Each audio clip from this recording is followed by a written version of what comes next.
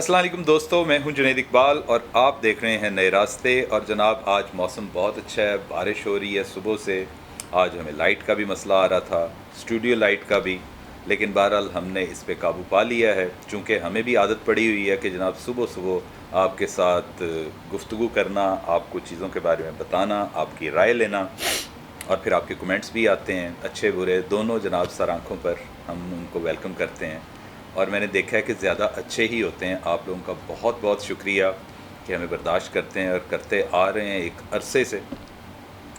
ہم خبریں دیتے ہیں کچھ امیگریشن کے حوالے سے، اور خاص طور پہ آج کل سولر پینلز کی بھی جناب بڑا چرچا ہے، اور کچھ دیگر ہوتی ہیں کچھ بڑے خاندانوں کے حوالے سے، ان کی رچز،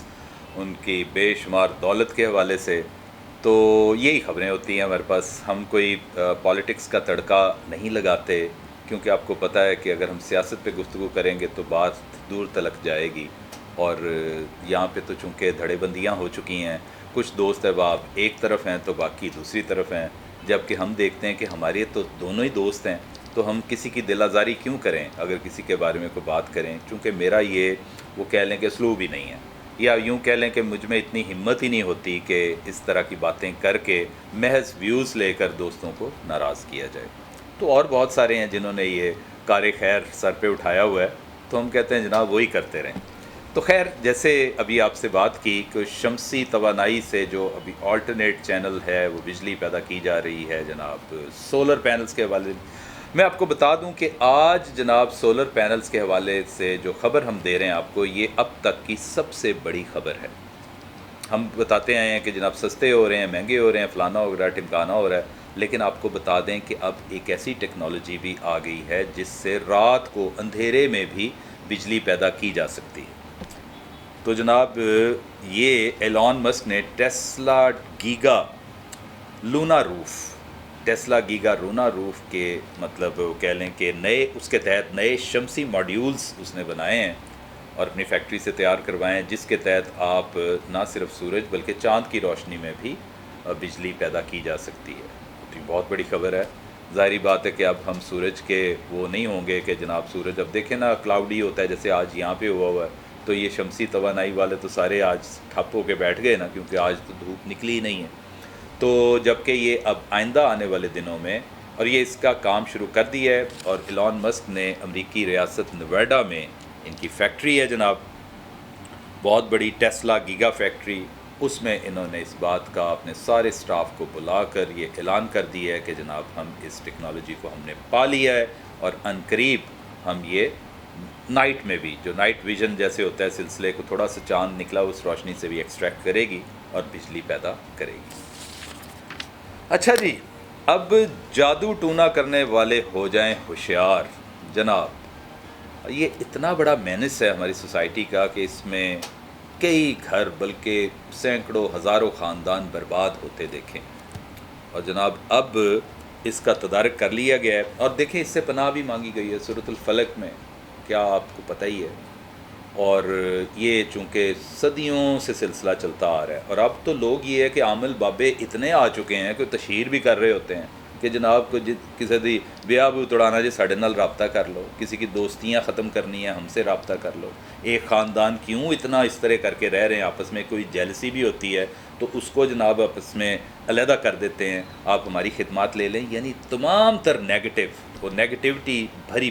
ہوتی ہے ان چیزوں سے۔ تو اب جناب سینٹ میں جادو ٹونا کی روک تھام کے لیے ایک بل پیش کیا گیا ہے، جس میں کہا گیا ہے کہ ایسے لوگ جو جادو کرتے ہیں ان کو 7 سال تک قید اور 10 لاکھ تک جرمانہ ہو سکتا ہے، اور بلکہ ان کی تشہیر کرنے والوں کے ساتھ بھی اسی طرح کا ہی سلوک کیا جائے گا، اور یہ جرم ناقابل ضمانت ہے۔ اچھا جناب، ایک انتہائی دلچسپ صورتحال پیدا ہوئی کہ ایک نجی ٹی وی نے خبر چلائی کہ شہری کے بینک اکاؤنٹ میں 97 ارب روپے رکھ کر وہ بھول گئے کوئی شہری۔